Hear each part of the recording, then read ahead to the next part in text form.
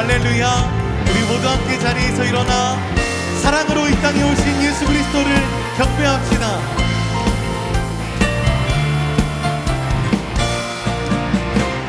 천사 찬송하기를 거룩하신 구주께 영광 돌려보내세.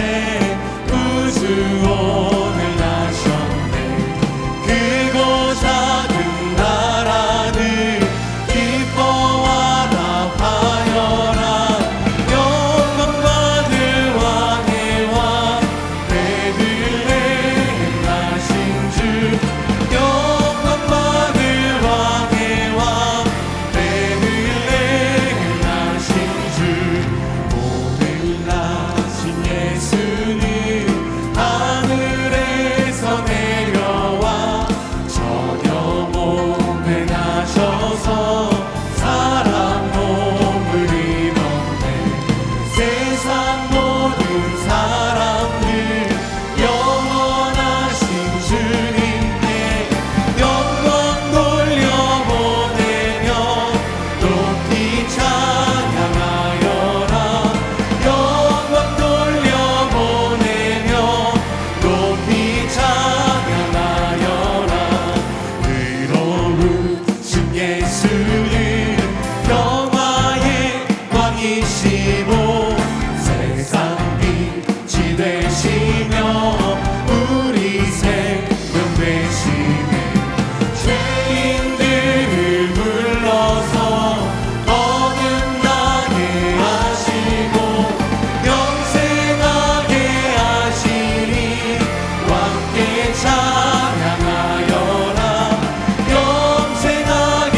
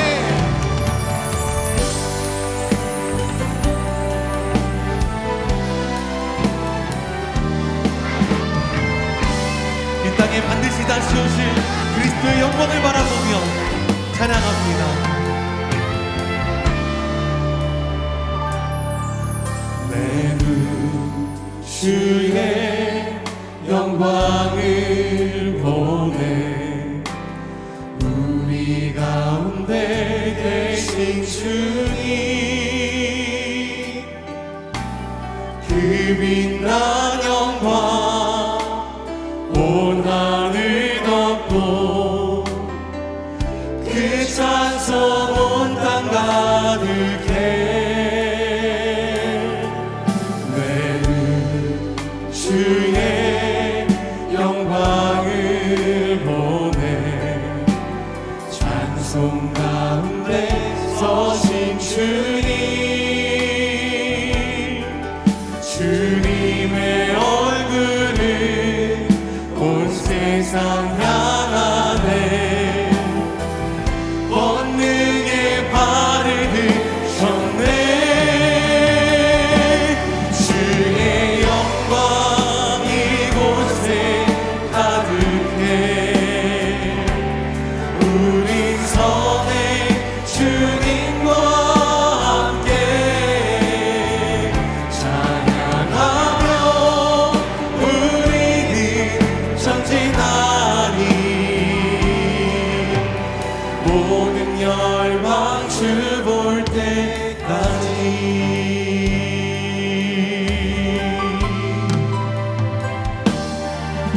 내 주의 영광을 보내 찬송 가운데 서신 주님의 얼굴을 온 세상 향하네 권능의 발을 드셨네 주의 영광 이곳에 가득해 우린 선의 주님과 함께 찬양하며 우리는 전진하리 모든 열방 주 볼 때 선포합시다 하늘 아버지 우리 새롭게 하사 열방 중에서 주를 섬기게 하소서 모든 나라 일어나 찬송 부르며 영광의 주님을 보게 하소서 주의 영광 이곳에 가득해 우리 선의 주님과 함께 찬양하며 우리는 전진하리 모든 열방 주 볼 때까지 주의 영광 이곳에 가득해 우리 선의 주님과 함께 찬양하며 우리는 전진하리 모든 열방 주 볼 때까지 믿음 다하여 그 위에 서리라 하나님의 나라는 무너지지 않으리 믿음 다하여 그 나라 세워가리라 주님 곧 오실 때까지 주님 곧 오실 때까지 주님 곧 오실 때까지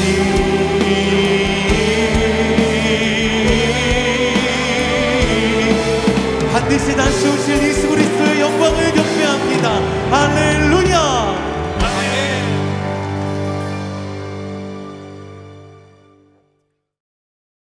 오늘은 대림절 두 번째 주일입니다. 대림절은요, 대강절이라고 부르기도 하고 또 강림절이라고 부르기도 합니다. 예수님께서 태어나신 성탄절 4주 전부터 성도들이 함께 예수님 태어나신 그 성탄절을 기다리는 그런 절기이기도 하고, 또 우리 주님께서 하늘로 승천하시면서 내가 다시 꼭 오리라 라고 약속하신 그 재림을 기다리는 그런 절기이기도 합니다. 물론 2000년 전에 예수님께서 다시 오신 이 성탄절을 기다리는 것도 참 복된 일이지만, 우리 성도들에게 있어서 예수님께서 다시 오시겠다라고 약속하신 그 재림을 기다리는 것, 더욱더 실제적인 복락이요 기쁨이 아닌가 싶습니다. 그래서 많은 개혁교회 교회들이 이 대림절을 지나면서 예수님께서 다시 오실 재림을 소망하기도 하는 것이죠. 예수님이 다시 오실 그날을 소망하고 기다리는 사람들이 있는가 하면 대부분 사람들은 관심이 없습니다. 그리고 어떤 사람들은 예수님이 다시 오시는 것을 너무나 싫어하고 방해하기도 하는 것입니다. 사랑하는 성도 여러분, 우리는 주님께서 다시 오시는 이 재림을 기다리는 사람들입니다. 그것이 성도인 것입니다. 자다가 깰 때입니다. 예수님께서 오십니다. 그러면 우리 성도들이 어떻게 이 재림의 때를 맞이하고 예수님을 기다려야 될까요? 흰옷으로 갈아입고 산으로 올라가서 하늘만 바라보고 있어야 되는 걸까요? 아니면은 하고 있었던 모든 일 정리하고 성경책 하나 끼고 산속으로 들어가서 성경 말씀만 봐야 될까요? 예수님께서 이 땅에 다시 오실 것이라고 약속하시면서 우리에게 귀한 말씀을 주셨습니다. 오늘 읽은 말씀입니다. 부활하시고 40일 동안 제자들과 함께 계시다가 이제 하늘로 승천하시면서 마지막으로 제자들을 모으셨습니다. 그리고 기다리는 사람들, 제자들에게 마지막 당부의 말씀을 해주시고 계시는 것입니다. 이 말씀을 보면은 예수님이 재림하시는 그날을 사모하며 기도하는 우리 성도들이 어떻게 살아가야 될까에 대한 예수님의 바람, 그리고 예수님의 권면이 있습니다. 이 말씀을 통해서 오늘날 우리의 삶이 어떠한가 돌이켜보는 그런 시간이 되기를 바랍니다. 제자들이 다 모였을 때에 제자들이 예수님께 이렇게 물어봅니다. 주께서 이스라엘 나라를 회복하심이 이때니까. 제자들은 때가 참 궁금했었던 거예요. 예수님께서 다시 오신다라고 말씀하셨는데 그때가 언제인지 너무나 궁금합니다. 그때가 되어서 이 나라가 회복되고 이 예루살렘이 회복될 줄 믿는데 그때가 언제입니까? 이때입니까? 이때입니까? 물어보는 겁니다. 그런데 그때를 말씀하지 아니하시고 예수님은 다른 대답을 하신단 말이죠. 사도행전 1장 7절 말씀이 예수님의 대답입니다. 이르시되 때와 시기는 아버지께서 자기의 권한에 두셨으니 너희가 알 바 아니요. 그것은 제자들에게 알 바가 아니다라는 것입니다. 그 때와 시는 하나님의 권한에 두었으니 하나님의 권위를 인정하고 그것에 큰 관심을 두지 말라라고 말씀하십니다. 그것은 너희들이 알 바가 아니다. 그 대신 너희들이 알 바가 있는데 그것은 너희들이 이 시기를 어떻게 살아가야 되는가를 알아야 되는 것이다 라고 말씀하시는 것입니다. 여러분, 사람이 성숙했다라는 증거로 우리는 무엇을 찾을 수 있습니까? 사람이 좀 철이 들어서 이제 사람 구실을 할 수 있겠다라고 보여지는 그때는 언제일까요? 그것은 바로 자기 자신이 모른다라는 것을 깨달을 때입니다. 자기 자신은 아무것도 알지 못한다라는 것을 깨달을 때 나는 내가 할 수 있는 일이 없구나라는 것을 알아차렸을 때가 비로소 철든 거예요. 그 뒤로부터 사람 구실하며 살아가는 것 아니겠습니까?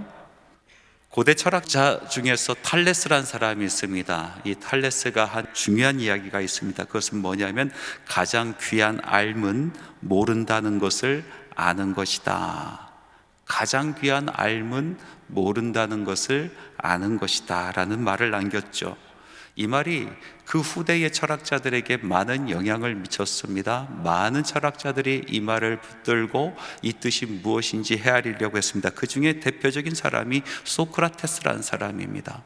이 소크라테스는 털레스의 이 말, 가장 귀한 알면 모른다는 것을 아는 것이다 라는 이 말, 이 화두를 붙들고 사색하고 구체적으로 풀어내기 시작합니다. 그리고 결론을 짓습니다. 그 결론의 말이 내 자신을 알라였습니다. 그것은 너의 한계를 알라라는 뜻입니다. 자기를 아는 것, 자기의 한계를 아는 것, 자기 지식의 한계를 아는 것, 그것이 삶의 기초이자 궁극적인 목표라는 것입니다. 믿음의 세계도 그렇습니다. 알면 알수록 모르는 것이 믿음의 세계입니다. 우리가 예수 처음 믿고 하나님의 사랑을 듬뿍 받았을 때에 하나님께서 나만 사랑하는 것 같아요. 하나님께서 나에게만 말씀하시는 것 같아요. 나만 하나님께서 주시는 신비의 세계를 체험하는 것 같이 느낀단 말입니다. 그런데 말씀을 읽고 이 믿음의 길을 걸어가면서 신비의 체험을 하기 시작하면서부터 깨달아지는 것이 있어요. 점점 분명해진 것이 있어요. 그것은 뭐냐면, 내가 아는 것이었구나. 내가 그 하나님의 넓으심, 그 하나님의 깊으심, 그 하나님의 한량 없으심을 눈꼽만치도 깨닫지 못하겠구나라는 것을 알기 시작하는 겁니다. 제가 오래전 사역했었던 교회에 중년의 부부가 등록을 했습니다. 겉모습으로 봤을 때 신앙이 깊어 보이신 분들이었습니다. 모태신앙이었습니다. 그런데 마침 그날 성경 공부를 시작하는 날이 되어서 제가 권면을 했습니다. 집사님, 오늘 이렇게 등록했는데 이제 성경 공부가 시작하려고 합니다. 우리 같이 하나님 말씀 배우면 어떨까요? 라고 권면해 드렸어요. 그랬더니 뜻밖의 대답을 합니다. 목사님, 저 땡땡교회 출신입니다. 거기서 배울 거 다 배웠어요. 이젠 더 배울 거 없어요. 내가 다른 거, 새로운 거 배울 그럴 사람이 아닙니다. 이렇게 이야기를 하더라고요. 저는 깜짝 놀랐어요. 여러분 안 놀라십니까? 무엇을 배웠는지 좀 궁금했어요. 도대체 무엇을 안다고 이야기하는 것인지 참 궁금했습니다. 잘못 배운 것입니다. 여러분, 믿음의 세계는 신비로운 것입니다. 알면 알수록 모르겠고, 만나면 만날수록 더 그립고, 사랑하면 사랑할수록 더 애절한 것이 믿음의 세계입니다. 신비의 세계입니다. 하나님께서 우리에게 보여주시는 것보다도 감추어 주신 것이 더 많이 있습니다. 성경에 보면 하나님께서 모세를 친구처럼 여기시고 대면하여 이야기하였다라고 기록하고 있어요. 하나님의 속에 있는 마음을 모세에게 다 이야기했다라는 뜻입니다. 그런데 그런 그에게도 하나님께서 감추신 것이 있어요. 이스라엘 백성의 그 패역한 만행을 보면서 한탄하고 마음 아파하며 하나님 앞에 울부짖고 있는 모세를 하나님께서 찾아와 주셔서 위로하십니다. 그리고 약속하시기를 내가 너에게 나의 모습을 보여주겠다라고 말씀하십니다. 모세를 들어서 큰 바위 밑에 두십니다. 그리고 하나님께서 그 앞을 지나가시겠다고 하는 겁니다. 지나가시는 하나님의 모습을 볼 수 있게 허락하신 것입니다. 그런데 막상 하나님께서 그 앞을 지나가실 때 손을 뻗어 바위를 덮으십니다. 모세를 가리시는 겁니다. 보지 못하게 하시는 거예요. 알지 못하는 것이 모세에게 더 유익하기 때문에 그랬습니다. 하나님의 아들 예수 그리스도는 하나님의 모든 뜻을 알고 계신 분입니다. 그 계획을 알고 계신 분이에요. 그래서 그 계획대로 그 뜻대로 살아가셨던 분이에요. 그런데 예수님조차도 몰랐던 것이 있어요. 아니, 알지 않았던 것이 있습니다. 그것은 하나님의 권한 속에 있는 그때와 그 시였습니다. 이 마지막 시절을 지내가면서 종종 이런 사람을 봅니다. 말씀을 풀어내며 종말의 이 현상들을 말씀에 빗대어서 풀어내는 사람들이 있어요. 그래서 이런 사건은 이 말씀에서 기인한 것이고 이런 사건은 저 말씀에서 기인한 것이다, 서로 꿰맞춰 놓습니다. 어떤 사람은 예수님이 이때 온다 저때 온다 계산하기 시작을 합니다. 사람들을 현혹시키기 시작합니다. 어떤 사람은 예수님께서 이곳에 온다 저곳에 온다 라고 이야기하면서 사람을 속이기 시작합니다. 여러분, 절대로 속지 마십시오. 그때와 시는 알지 못합니다. 우리의 알 바가 아닙니다.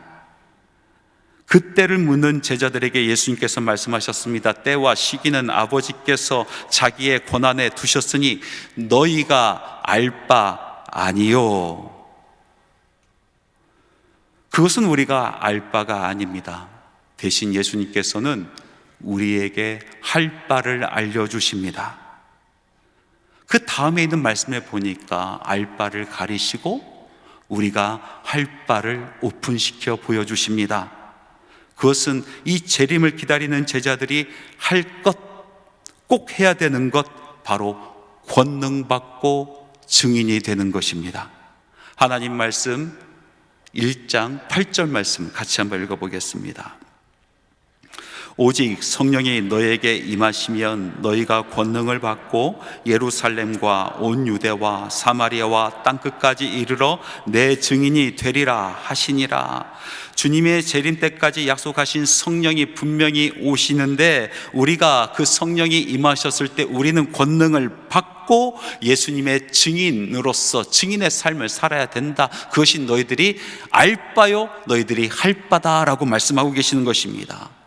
초대교회 성도들에게는 여러 가지 이름이 있었습니다. 일종의 별명 같은 것이었습니다.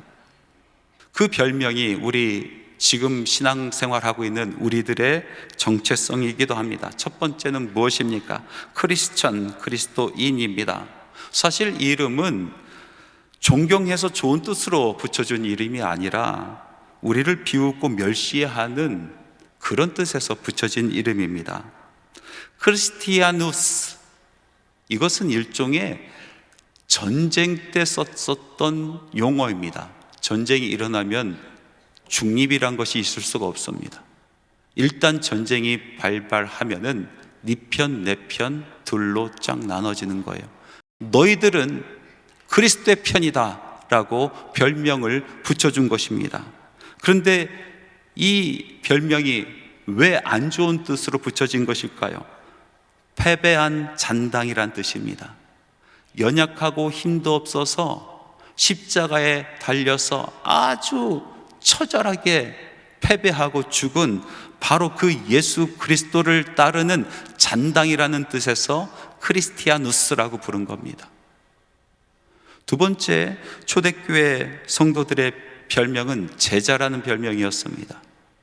이 제자라는 말은 오늘날 우리가 생각하는 제자의 개념과는 너무나 다릅니다. 오늘날은 선생님에게 지식 또는 기술을 배우면 그만입니다. 피아노를 배울 때에 선생님의 인생을 배우지 않습니다. 피아노의 기술만 배우면 되는 것입니다. 그러나 이 당시에 제자가 된다는 것은 선생님의 모든 것을 배운다라는 것입니다. 선생님의 모든 것을 본받고 닮아가는 사람들을 제자라고 부른 것입니다. 예수님께서 제자들에게 마태복음 11장 29절 말씀에 이렇게 말씀하십니다. 너희는 나의 멍에를 메고 내게 배우라. 멍에가 무엇입니까? 예수님께서 짊어지고 가시는 그 고난을 이야기하는 것입니다. 예수님께서 짊어지실 십자가를 이야기하는 것입니다. 그것을 메고 그 고난을 똑같이 메고 내게 배우라 라고 말씀하고 계십니다. 모든 것을 배우라는 것입니다. 예수님의 고난을 짊어지고 예수님의 십자가를 짊어지고 예수님을 배워서 사람들로 하여금 우리의 모습을 보면서 예수의 모습을 보게 하고 우리의 삶을 보면서 예수의 삶을 보게 하고 우리의 죽음을 보면서 예수 그리스도의 죽음을 보게 하는 것, 바로 그것이 제자, 증인된 삶인 것입니다. 여러분, 그렇게 따지고 보면은요, 이 증인이 된다라는 것은 기적과 같은 일입니다.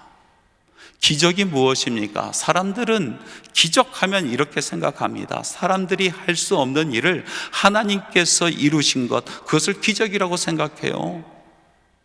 사람들이 할 수 없는 것, 할 수 없는 병을 하나님께서 고쳐주시면 그것을 기적이라고 생각합니다. 그런데 잘 생각해 보십시오.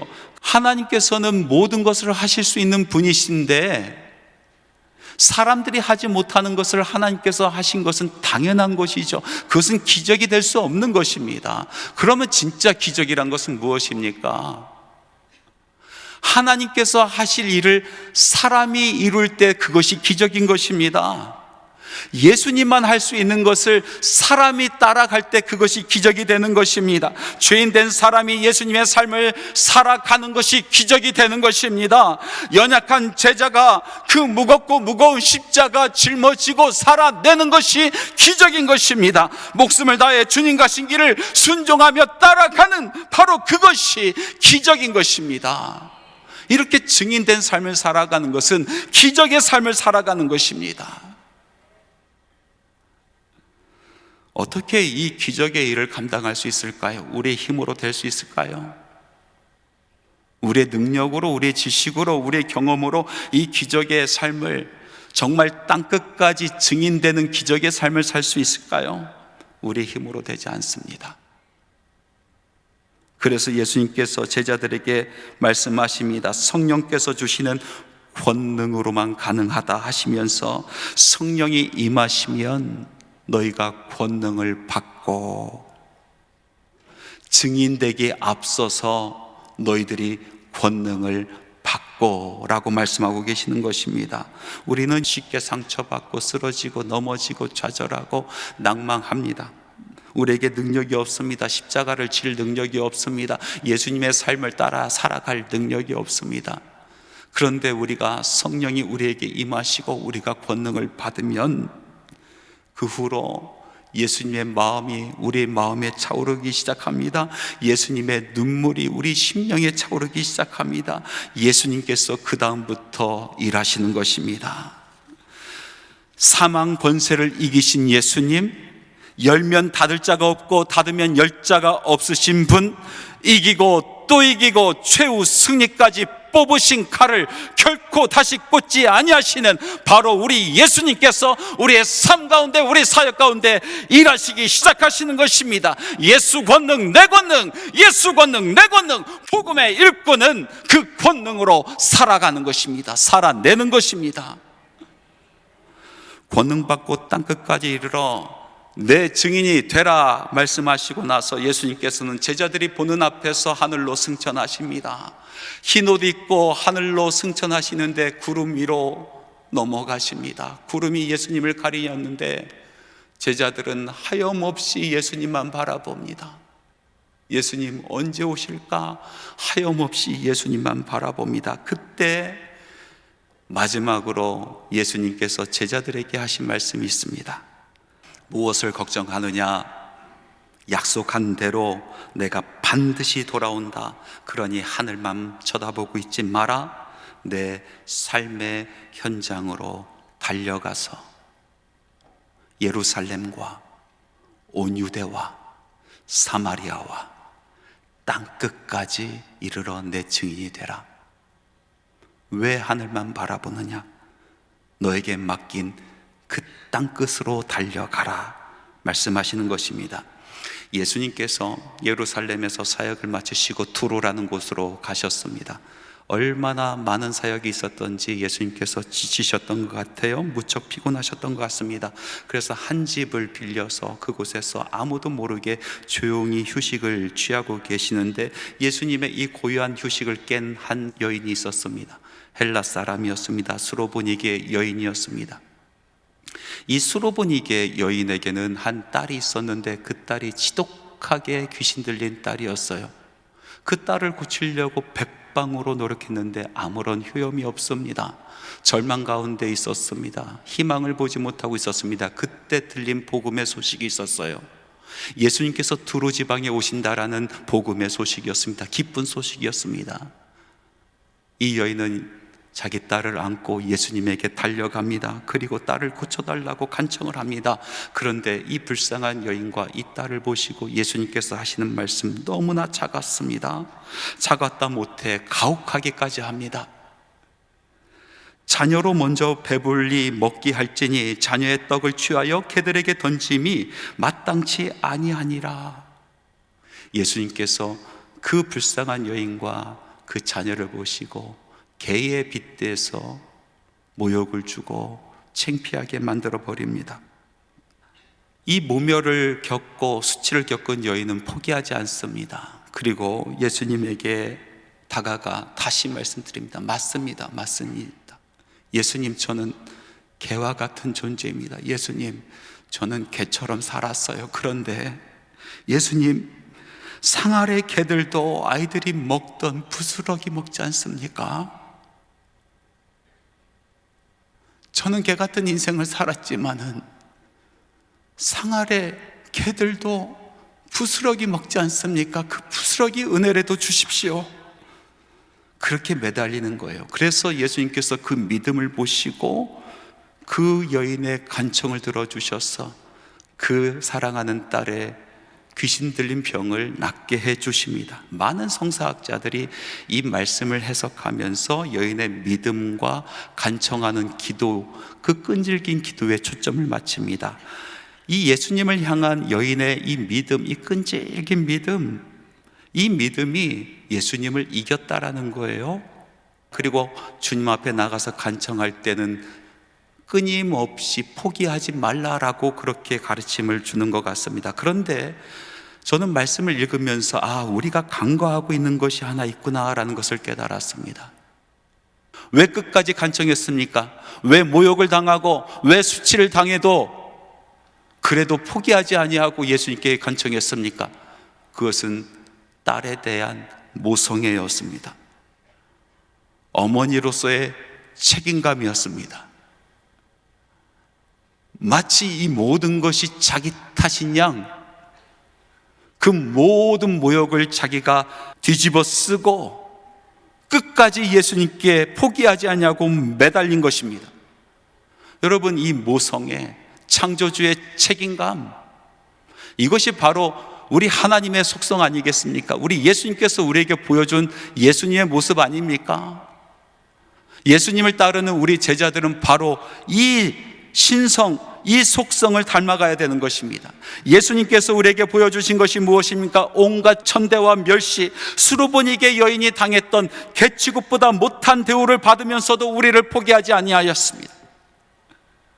죄덩어리인 나, 죄덩어리인 여러분, 죄덩어리인 이 세상의 그 모든 죄가 마치 당신의 탓인 것처럼 모든 더러운 것, 냄새나는 것, 그 오물을 다 뒤집어 쓰고 십자가 지고 올라가시면서 우리 하나님으로부터 버림을 받는 그 순간까지 우리를 포기하지 아니하시고 우리를 움켜잡고 우리를 구원해 주셨기 때문에 오늘 우리가 이 자리에 있는 줄 믿습니다.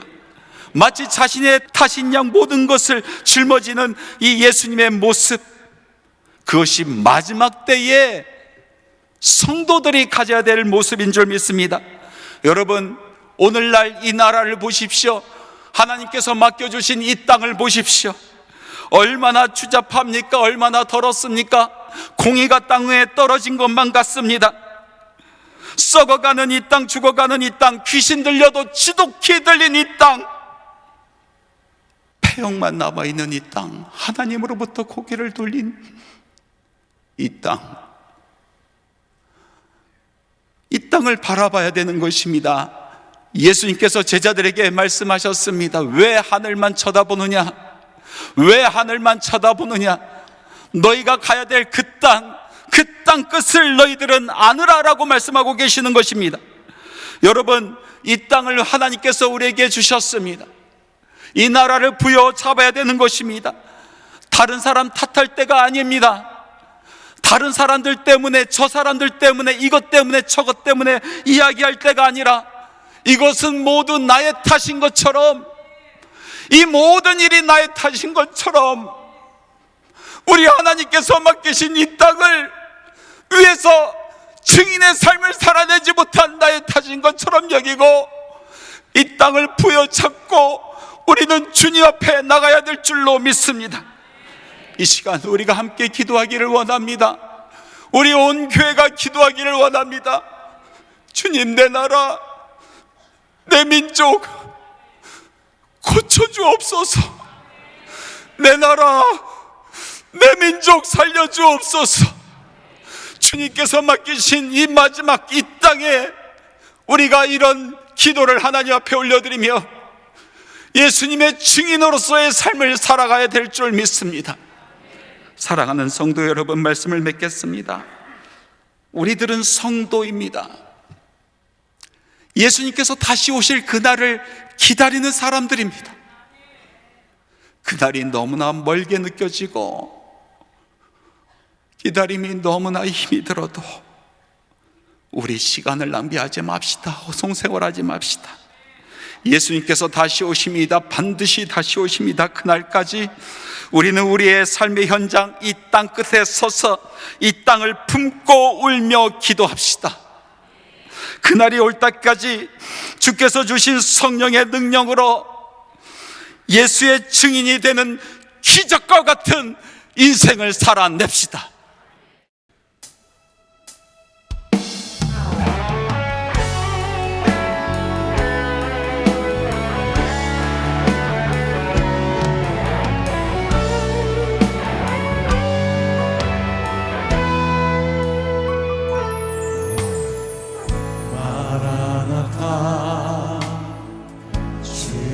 주여 어서 오시옵소서.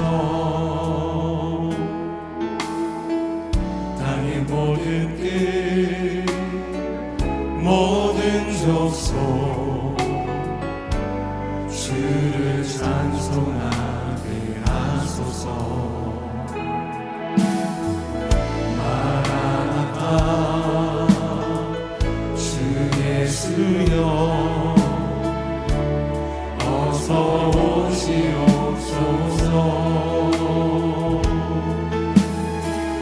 모든 열방이 주께 돌아와 춤추며 경배하게 하소서. 우리 주님 다시 오실 길을 만들자. 십자가를 들고 땅 끝까지 우린 가리라. 우리 주님 하늘 영광 온 땅 덮을 때 우리 땅 끝에서 주를 맞으리. 마라나타 마라나타 아멘. 주 예수여 오시옵소서. 마라나타 마라나타 아멘. 주 예수여 오시옵소서. 우리 주님 다시 오실 길을 만들자. 십자가를 들고 땅 끝까지 우린 가리라. 우리 주님 하늘 영광 온 땅 덮을 때 우리 땅 끝에서 우리 주님 앞에 두 손을 높이 들고 마라나타 마라나타 아멘. 주 예수여 오시옵소서. 마라나타 마라나타 아멘. 주 예수여 마라나타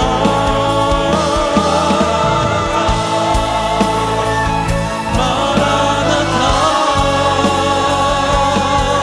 아멘. 주 예수여 오시옵소서. 마라나타 마라나타